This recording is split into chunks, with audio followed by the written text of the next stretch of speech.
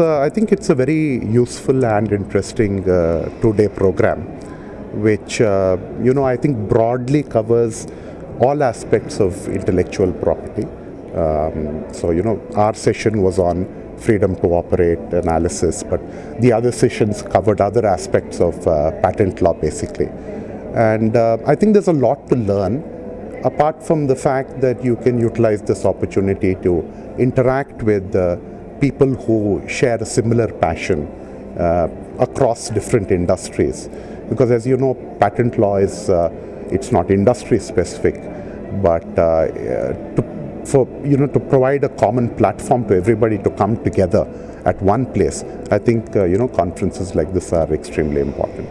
No, it's not that they're not aware of IPR issues, they are aware of IPR issues, but the subject is a relatively new one in our country because India only adopted the full-fledged TRIPS compliant Patent Act in the year 2005.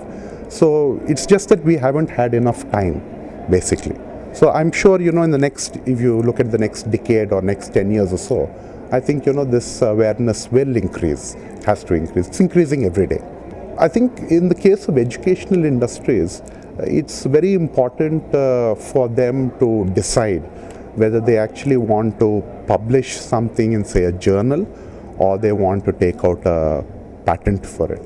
If you look at the trend abroad, for example, universities in America, then there's an increasing trend to patent their research. So, once that level of awareness, we get that level of awareness here, then I'm sure educational institutions in our country will also do the same thing. FTO is basically, it's a due diligence which is conducted by a company which wants to launch its product in the market. The due diligence is conducted because if you launch a product and you're infringing a patent, then you're absolutely liable for that act of infringement. You can't excuse yourself by saying that I didn't know there was a patent. So before you launch the product, you have to ensure that, basically the patent landscape is clear for you. Before launching a product, as I said, the legal process involves a FTO analysis, and that is what my panel was discussing. How you do your due diligence, how you search for patents, how you ensure that your product does not infringe any of those patents. So it's quite a cumbersome and tedious kind of a procedure, but nonetheless it is inescapable.